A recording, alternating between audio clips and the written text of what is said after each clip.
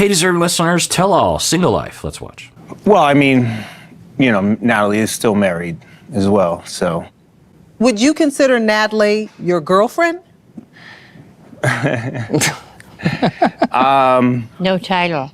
I mean, I don't think that we've had that conversation or I've officially She's moving asked across her. the country to be closer to you, and she's not even your girlfriend? It's not just to be closer to me. She's not she just told us moving. it's not just for that. Why are you attacking Josh? She is, I think, saying that she's with Mike. Plus, she said she wanted to be with him. She wanted to move in with him. So even though Trish was living there, she wanted to move in with him. So why are you attacking Josh? I think Josh is saying, I don't know, but I think Josh is saying, I don't know if she's my girlfriend because I don't know if she defines herself that way. One. Two, I don't know if I want a girlfriend who's still married and wants to be with her husband. Like that, I think Josh is too guarded or something to say what's really on his mind. I don't know. Natalie, your girlfriend? No title. I mean, I don't think that we've had that conversation or I've officially She's moving asked across her. the country to be closer to you, and she's not even your girlfriend? It's not just to be closer to me. She's not she just told us moving. it's not just for that, but come on. Seriously, what did they take away from you? This always seems to me a result of the producers behind the scenes coaching the cast members to have a certain take. And that, if that's true, it always bugs me. There's just they either didn't watch the show or they don't understand the situation, or they have been influenced or coached or encouraged to go after Josh in this way. And if that's true, that's very annoying, because if it's going to be reality TV, then just try to make it as close to reality as possible. Also, don't manufacture drama where it doesn't exist. Also, I always just wonder if it's true that the producers are doing this. It's like, well, what's your point? That Natalie's some victim or something? Like she's this hapless, harmed individual in a relationship? Do you think people identify with Natalie? And then I get all twisted up and I wonder that, is it because the producers know? Of course, it's a very successful TV show. I mean, I'm watching it, for crying out loud. You're watching me watch it. So the producers must be doing something right. But is it that, and this will be the last time I think that I'll say this, but I think I'm going to think it a lot while I'm watching this episode because it's already happening a lot. Another speculation I have is that they know that the audience, or even they suspect that the audience will not like Natalie. And so they feel as though, and maybe they know, that you have to balance the scales. So if Natalie looks like a jerk face and Josh and Mike look like good people that we wouldn't criticize, they predict or know that the audience won't be interested in watching. Audiences like things to be kind of ambiguous, or they want both sides to have their points or something. They will manufacture the other side. The anti-Natalie points will just happen naturally because of the way that she is. But the pro-Natalie points, they have to manufacture. I wonder about this sometimes with Angela and Michael, because there are, before Michael, I don't know if I've posted this episode yet, but I've watched it. I don't know if I posted it, where it came out that Michael actually was cheating on Angela, right? And was cheating in a pretty awful way. And online, never in person, but was basically saying, as soon as I get to the States, I'm going to leave Angela and I'm going to be with you. I love you. I love you. Just give me some time, that kind of thing. And that's like, there's flirting, and then there's that was something really quite specific. There's so many implications from that. And anyway, so before all that, though, before Michael revealed that, the Angela season was clearly, in my view, making Angela, and I think to the viewership as well, making Angela look like a complete jerk face, and that no one else was to blame. And so the scales were completely unbalanced. But throughout the season, up until Michael is revealed to be actually cheating, I think they were doing everything they could to balance it a little bit more. They weren't interviewing Michael very often. They were trying to exhibit when Angela was crying. They were trying to bolster her arguments. They were, Angela has a friend that they interview who's on Angela's side. It just seemed like they were trying to do everything they could to balance it at least a little bit. I don't know. And it was aggravating because I kept wondering, why are you interviewing Angela the whole time? Like, Michael is the victim of the abuse. You should be interviewing him. How does he feel about this? And they did very occasionally. How come we aren't interviewing Michael's friends about how they support him? But I think it's possible that, well, one, I've wondered if racism has to do with it, or anti-non-American, anti-foreigner. It's just like, well, who cares about the foreigner? It's all about the American. I don't know. But the other possibility is because they're trying to balance those scales. So I don't know if that's what we're watching right now, because I don't know why Debbie and I think her name's Veronica would be going after Josh in this moment. I think, in fact, I know because earlier in the green room, they were talking with Natalie, Debbie, and Veronica about the fact that Natalie doesn't know who to choose between Mike and Josh. So they know that there's a factor in there that would rationally lead Josh to not necessarily want to call her his girlfriend. Even your girlfriend? It's not just to be closer to me. She's not she just told us moving. it's not just for Right. that, but like, come on. Well, Seriously, what does it yeah. take away from you? She is basically on edge of being your girlfriend. Right. He's a politician. He is a politician. You You're should be a darting. politician. Hey, You I'm- don't sound I'm at doing- all committed. Yeah, you don't want to admit that she's your girlfriend. Why? Why? I mean, it just keeps going on and on. I don't know why Josh doesn't say, Mike. Now, I don't think these folks have seen the last episode of the season, because I think they filmed this like mid-season-ish or something. So they don't have that benefit, but they do know, okay, I guess there's a possibility that when they hear that Natalie is on the fence between Josh and Mike, they don't know how much on the fence she is and how much Natalie committed to Mike. How she was begging him, not begging him, but I'm in love with you. I want to be with you. I'm sorry. I will leave Josh if you let me back into the house. So maybe they don't know to the extent, but why are you tagging Josh? We're crying out loud. What I want to know is why won't Natalie even look at you? Why won't you even look at him? Like, are y'all in a fight right now, or We're definitely not in a fight. Well, y'all are being you very didn't even come over cold. and kiss her? No. Hello? Yeah. Look, I mean, I get it, but there's still a lot of things that Natalie needs to figure out. It's not just my decision here. What does she need to Yeah. Yeah. And I think Josh, given his demeanor, they've said he's like a politician. I think that's an accurate depiction of him, even when he's with Natalie. So not only is he just like baseline kind of like a politician, but also in this moment, I think he doesn't want to be honest about how he thinks or feels about it, because I think he's afraid of Natalie getting upset. I think he knows that if he is extremely honest with things, that it'll trigger her, because it has in the past. You Tanya and I are going to get to the bottom of this. Don't worry. Can you please be specific? At least I know. Yeah, what well, I I need to mean, figure out. it's Let not me just take a crack at it. It's I not, think you want her to figure out if she's done with Mike or not. Absolutely. Okay, thank you, Tim, for cutting to the chase. I will never divorce for a guy who is not gonna be there for me, and I don't give a what you think of me. Sure. honestly. I didn't, and I would not ask you to get a divorce. Wait, what? What did Natalie? What? Let's run. I will never divorce for a guy who is not gonna be there for me. What? I mean, so Josh is a jerk face for saying, I don't know if I will. I mean, imagine if this was flipped. Anyway, so Josh is a jerk face, according to every cast member and Natalie. I think it's pretty clear he's saying if she breaks up with Mike, if she divorces him, or at the very least doesn't want to be with Mike, then yeah, I want to be her boyfriend if she would be my girlfriend. Pretty sure that's what he's saying. And because he says something along those lines of, look, it's not up to me. It's a two-way street, and she's still married. That's one thing. So yeah, and then Natalie goes after Josh like, I don't care what the F you think about me.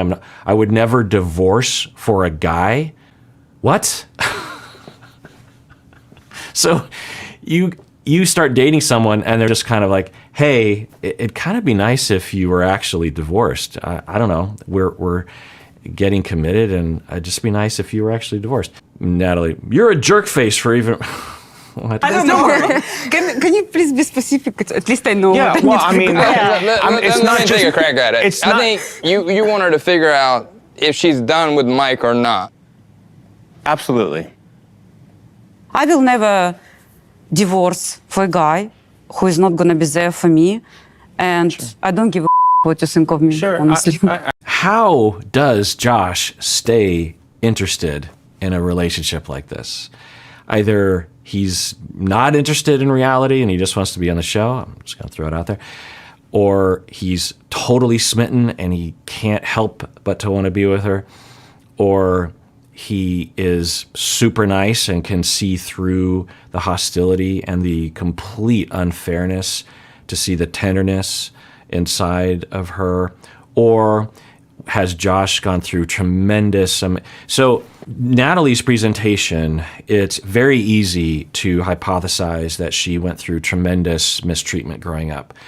The mistreatment could be some sort of classic version like abuse or abandonment, or more subtle, like the way the mom was treating Natalie in that clip where the mom was pretty relentless about wanting Natalie to have a kid, wanting Natalie to have a child. And so we don't know what was going on there, but something could look like that. And if you really rinse and repeat that throughout Natalie's life, that could be very hurtful and betraying and abandoning and mistreatment.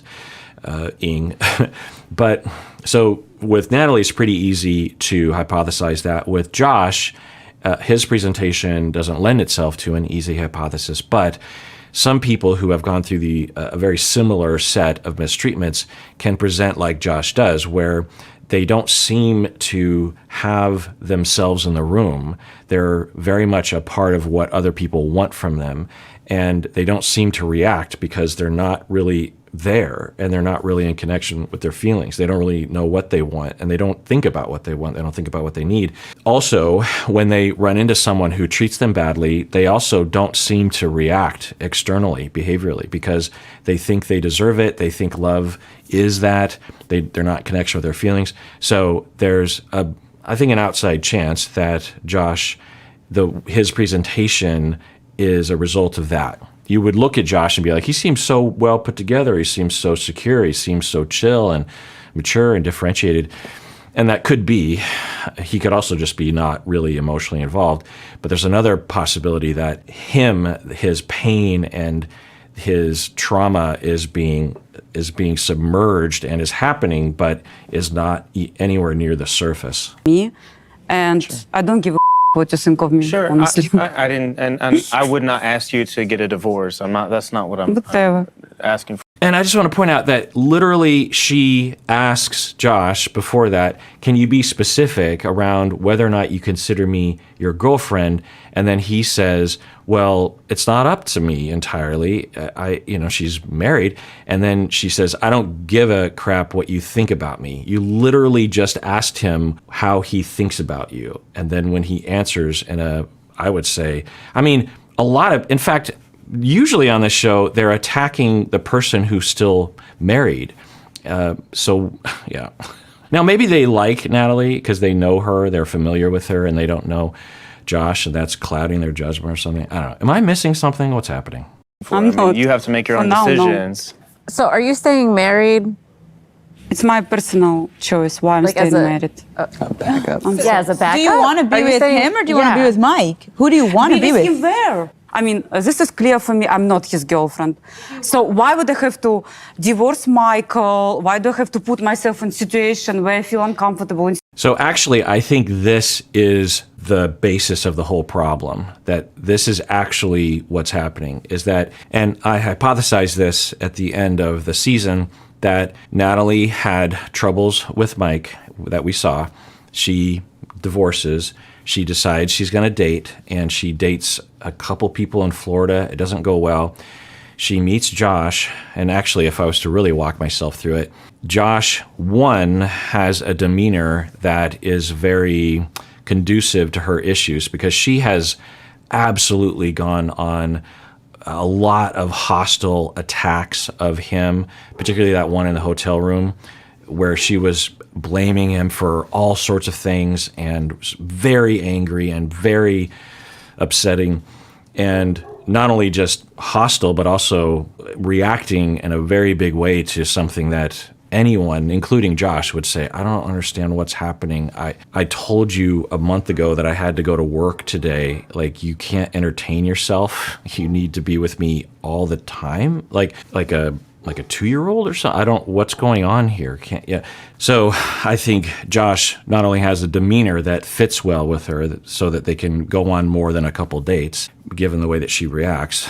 But also, I think if I was just hypothesize that because it was a long distance relationship, she couldn't get triggered as much because she wasn't there with him, and she could have a fantasy about what the relationship was or is, and could really start to attach to him and open up her heart. Some people with this kind, or with the hypothesized traumas and schemas that she might have, will find that if they actually date people in the real situations, they get so triggered, so they need to attach to a fantasy that's safer, right? So Josh was safer in a lot of ways, much more conducive. So then she goes to LA, and it has a lot of built-up energy around it, and we saw how that went. And he was great. And then she goes back to Florida. Then she goes to Arizona, meets family, meets his kid, meets his ex-wife, meets other people. And then for Natalie, she's still in a state of, so I think what happened was when she was in LA, she was very attached, but then she got triggered, and then she pulled back a little bit, but a part of her was still very much into Josh, but she was more guarded. By the time she goes to Arizona, she seemed still into him, but not as into him, a lot more, putting up walls, but still interested. Then Ukraine and Russia invades Ukraine. Natalie starts to worry about mom, and Mike actually reaches out, gives money and support, and then Natalie is just like a safe zone, like it's home base. Mike is someone that I could go back to. He's someone that is stable. He's someone that doesn't have a bunch of women around him, supposedly. And in contrast to the way I feel right now, which is completely just flapping in the wind with no home base, with nothing that I can depend on, I know I could just slot right back in with Mike, and so I'm going to go see him. So she flies out to Seattle and Scrim, sees him, and then experiences him, and he is a safe person. He, according to her, doesn't have a lot of women around him. Josh has a lot of women around him, and doesn't have a lot of options, is in the middle of the woods. He's someone that doesn't have a lot of chaos in his life. And she's just like, I could just slot myself back in with that. And of course, there's another part of her mind that's just like, but we had such a hard time in the past, so will it work out? Will it not? What should I do? What should I not do? And then in her mind, what I think she's hoping for is that Josh will sweep in, or one of them will swoop in, right? And will say, I am 1,000,000,000% committed. I'm going to take care of everything. I'm going to take care of you.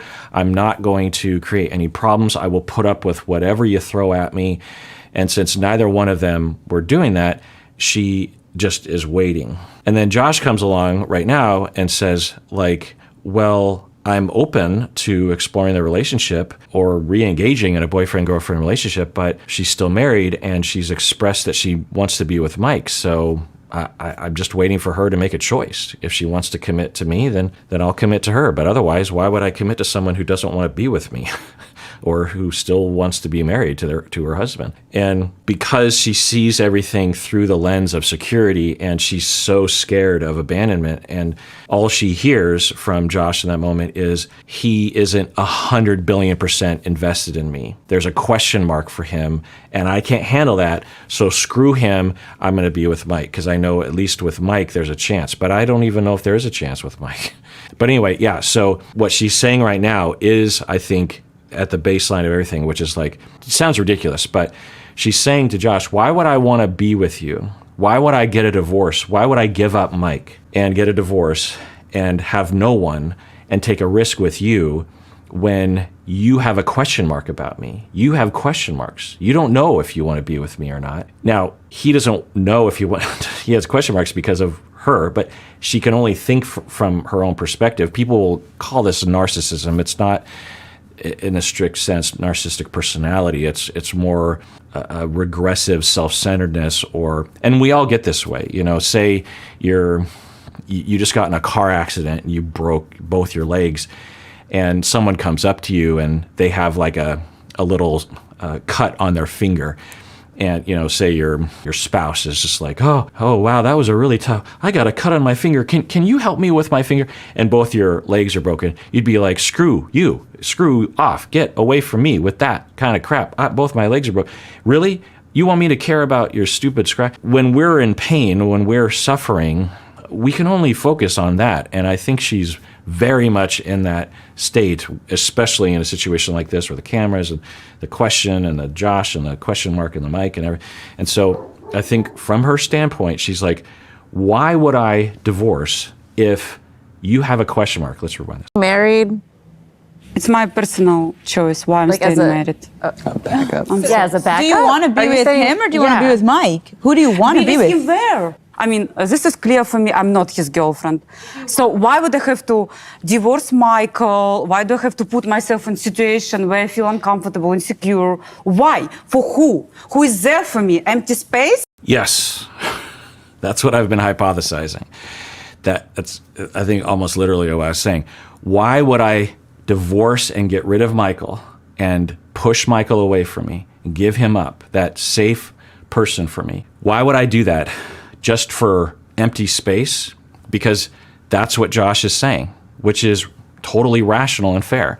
To say like, yes, I'm not going to commit to you until you give that up. Someone is holding on to something and they want to take something else from you. And they're just like, well, you're going to have to let go of that thing first. You can't hold on to both. You got to let go of one before you can take. So there's a period of time when you let go of it where you're in the betwixt and between, the liminal space where you have nothing in your hands. And that is so scary for her that she interprets it as Josh being a jerk face. Okay, well, let's adjourn there. And everyone out there, please take care of yourself because you deserve it. You really, really do.